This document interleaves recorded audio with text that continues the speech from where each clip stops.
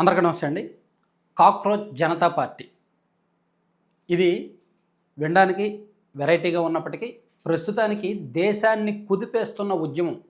దేశ న్యాయ వ్యవస్థను, దేశ రాజకీయ వ్యవస్థను మొత్తం అందరినీ కూడా ఆలోచింపజేస్తున్న ఒక సోషల్ మీడియా ఉద్యమం. ప్రస్తుతానికి ఇది సోషల్ మీడియా ఉద్యమమే. ఏమో భవిష్యత్తులో ఒక రాజకీయ పార్టీగా మారినా ఆశ్చర్యపోవక్కర్లా. ఈ పేజ్ ప్రారంభించిన 3 రోజుల్లోనే 11.5 మిలియన్ల ఫాలోయర్స్, అంటే సుమారుగా 1,15,00,000 మంది ఫాలోయర్స్ వచ్చారు. అంటే ఈ దేశ యువత ఐక్యత, ఈ దేశ యువత ఆలోచనలు, ఈ దేశ యువత వ్యవస్థల పట్ల ఎంత విసిగిపోయి ఉన్నారో, అధికార పార్టీ పట్ల, న్యాయ వ్యవస్థ పట్ల ఎంత విసిగిపోయి ఉన్నారో అనేదానికి ఒక ఉదాహరణ అన్నమాట. సో ఇది చాలా గమ్మత్తండి, చాలా ఇంట్రెస్టింగ్ సబ్జెక్ట్ అండి. అసలు ఇది ప్రారంభం అవడానికి ఒక కారణం ఏమిటంటే, ఈ నెల 15వ తేదీన సిజేఐ జస్టిస్ సూర్యకాంత్ గారు ఒక కామెంట్ చేశారు. ఆ కామెంట్ ఒకసారి మీరు according to court proceedings, CJI Suryakant said there are youngsters like cockroaches who don't get any employment, some become media, social media, RTI activists and start attacking everyone అని ఆయన comment చేశారు. So అది దేశవ్యాప్తంగా అన్ని మీడియాల్లో కూడా హైలైట్ అయింది, ఇంక్లూడింగ్ తెలుగు మీడియా ఈనాడులో కూడా వచ్చింది. మీరు చూడొచ్చు. బొద్దెంకల వంటి కొందరు నిరుద్యోగులు న్యాయ వ్యవస్థ మీద దాడి చేస్తున్నారు, మీడియా, సోషల్ మీడియా ఉద్యమకారుల అవతారాలు ఎత్తుతున్నారు, సీనియర్ హోదా కోరిన న్యాయవాదిపై ఆగ్రహం వ్యక్తం చేస్తూ సిజేఐ తీవ్ర వ్యాఖ్యలు. ఈ నెల 15వ తేదీన సుప్రీంకోర్టులో ఒక కేసు విచారణ సందర్భంగా జస్టిస్ సూర్యకాంత్ చేసిన కామెంట్లు అవి, చీఫ్ జస్టిస్ సూర్యకాంత్ గారు చేసిన కామెంట్లు అవి. అయితే ఆ తర్వాత రోజు ఆయన క్లారిటీ ఇచ్చారు. ఆయన తర్వాత రోజు ఏం క్లారిటీ ఇచ్చారంటే, the next after the remark went viral, CJ Suryakant issued a statement saying that media had misquoted him. అంటే సాధారణంగా అందరూ చేసేదే కదా, నేను అన్నది వేరు కానీ మీడియా దాన్ని ప్రజెంట్ చేసింది వేరు, మీడియా వక్రీకరించింది నేను చేసిన స్టేట్మెంట్ని. What he had specifically criticised, he explained, were those who had entered the legal profession using fake degrees and not the centuries youth at large అని ఒక క్లారిఫికేషన్ కూడా ఇచ్చారు. అంటే ఆ బొద్దింకలు కామెంట్ చేసిన తర్వాత రోజే అది కాస్త మీడియాలో బాగా వైరల్ అవ్వడం, సోషల్ మీడియాలో బాగా వైరల్ అవ్వడంతో ఆయన, నేను అందరినీ అనలేదు, దేశవ్యాప్తంగా ఉన్న యువత అందరినీ అనలేదు, కొంతమంది ఫేక్ డిగ్రీలు పెట్టుకొని న్యాయ వ్యవస్థలోకి అడుగు పెట్టారు, వాళ్ళ మీదనే నేను కామెంట్ చేశాను అని ఆయన అన్నారు. అయినప్పటికీ అప్పటికే ఆ వ్యాఖ్యలు వైరల్ అయిపోయినాయి. ఆ తర్వాత రోజు అసలు బొద్దింకలు అంటే ఏంటి, ఎంత క్లిష్ట పరిస్థితుల్లో అయినా సరే జీవించుతాయి, ఎలా జీవించాలో నేర్పుతాయి.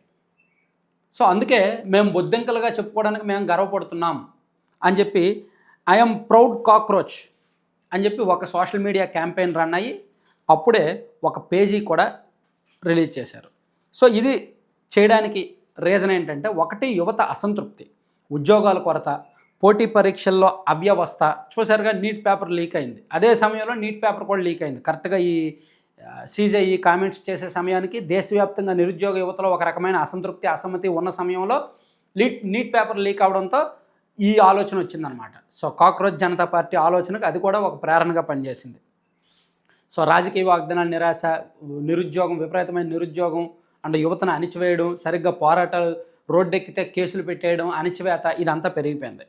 సో అప్పుడు సోషల్ మీడియాలో యాక్చువల్లీ ఇప్పుడు మీమ్ కల్చర్ బాగా నడుస్తుంది కదా. సో అదే సమయంలో సూర్యకాంత్ గారు జస్టిస్ గారి కామెంట్స్ చేయడంతో మీమ్ కల్చర్ వచ్చింది. సో ప్రస్తుతానికి ఈ పేజీలో మీమ్స్ వేస్తున్నారు, సెటైర్లు వేస్తున్నారు, ఫన్నీ పోస్టర్లు వేస్తున్నారు అండ్ కొన్ని నకిలీ మేనిఫెస్టోలు అవి పెడుతున్నారు. మేము అధికారంలోకి వస్తే అది చేస్తాం, ఇది చేస్తామని చెప్తున్నారనమాట.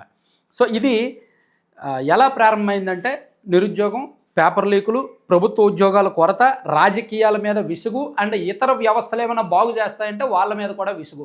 ఈ కారణాలతో ఈ సోషల్ మీడియా క్యాంపెయినింగ్ ప్రారంభమైంది.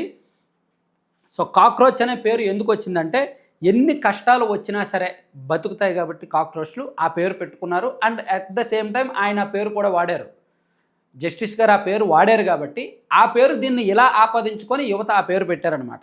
ఉద్యోగం లేదు, భవిష్యత్తుపై అనిశ్చితి, పరీక్షలు సరిగ్గా నిర్వహించలేకపోతున్నారు అండ్ రాజకీయంగా నిరాశ, రాజకీయంగా అవకాశాలు. కాబట్టి ఈ పేరు పెట్టుకున్నారు. ఇది అభిజిత్ దీప్ కే అనే ఒక సోషల్ మీడియా యువకుడు, సోషల్ మీడియా ఇన్ఫ్లుయెన్సర్ ఈ పేజీ ప్రారంభించారనమాట. పేజీ ప్రారంభించిన ఒక్క రోజులో 24 గంటల్లోనే 4 మిలియన్లు అంటే 40 లక్షల మంది ఫాలో అయ్యారు. 3 రోజుల్లో 11.5 మిలియన్ల మంది ఫాలో అయ్యారనమాట. సో ఇది ప్రస్తుతానికి విపరీతంగా సోషల్ మీడియాలో దేశవ్యాప్తంగా ట్రెండింగ్లో ఉంది.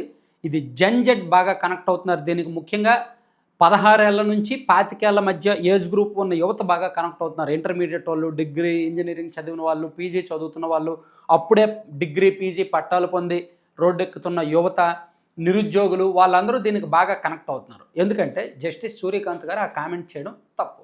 నిరుద్యోగులందరినీ కించపరిచినట్టు, యూత్ని కించపరిచినట్టు అనిపించింది. సో దాన్ని వాళ్ళు పాజిటివ్గా తీసుకొని మరీ వ్యతిరేకంగా మాట్లాడలేరు కదా, రోడ్డు ఎక్కలేరు కదా, రోడ్డెక్కి నిరసనలో ఆందోళనలో చేయలేరు కదా. సో అందుకని సోషల్ మీడియా క్యాంపెయినింగ్ మొదలుపెట్టారు. మీమ్స్ వేస్తున్నారు. ప్రస్తుతానికి ఇందులో కేంద్ర ప్రభుత్వం మీద అండ్ వ్యవస్థల పనితీరు మీద మీమ్స్ వేస్తున్నారనమాట. సో అయితే ఇది ఎన్నికల సంఘానికి ఏమీ పెట్టిన కొత్త పార్టీ కాదు, అండ్ ఎన్నికల్లో పోటీ చేసే పొలిటికల్ స్ట్రక్చర్ నిర్మాణం ఏమీ జరగడం లేదు. కేవలం ఒక సోషల్ మీడియా క్యాంపెయినింగ్ మాత్రమే. కానీ సోషల్ మీడియా క్యాంపెయినింగే ఇన్ని కోట్ల మంది మద్దతు అందుకుంది అంటే ఏమో ఇంకో 6 నెలల తర్వాతో, సంవత్సరం తర్వాతో రాజకీయ పార్టీగా అవతరించిన ఆశ్చర్యపోక్కల. అయితే ఇవన్నీ ఇన్స్టాంట్లే, అప్పటికప్పుడు యువతలో వేడి రక్తం వచ్చే పేజీలు అనమాట ఇవి.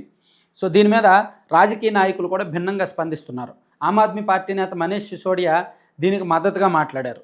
అండ్ కొంతమంది ప్రతిపక్ష నాయకులు కూడా యువత అసంతృప్తికి ఇది సంకేతం. సో దేశంలో యువత బీజేపీ ప్రభుత్వం మీద ఎంత వ్యతిరేకంగా ఉన్నారనడానికి ఇది నిర్వచనం అని చెప్పి కాంగ్రెస్ పార్టీ నాయకులు కొంతమంది మాట్లాడుతున్నారనమాట. సో దీని వెనక ముఖ్య ఉద్దేశం, వాళ్ళు చెప్పాలనుకున్న ఉద్దేశం, యువతను పట్టించుకోండి, జాబ్ నోటిఫికేషన్స్ ఇవ్వండి, పరీక్షలు సక్రమంగా నిర్వహించండి, అండ్ రాజకీయాలు కేవలం ప్రచారంగా, వాగ్దానాలుగా కాకుండా మీరు ఇచ్చిన వాగ్దానాలు అమలు చేయండి అని చెప్పారు. సో ఇది ఈ కాక్రోచ్ జనతా పార్టీకి సంబంధించి ఒక ఆసక్తికరమైన పాయింట్. మేబీ ఇది భవిష్యత్తులో పూర్తి స్థాయి రాజకీయ పార్టీగా మారుతుందా లేదా అనేది కాలం సమాధానం చెప్పాలి. ప్రస్తుతానికి దేశంలో అతిపెద్ద సోషల్ మీడియా క్యాంపెయినింగ్ అని చెప్పడంలో మాత్రం ఏమాత్రం సంకోచం లేదు.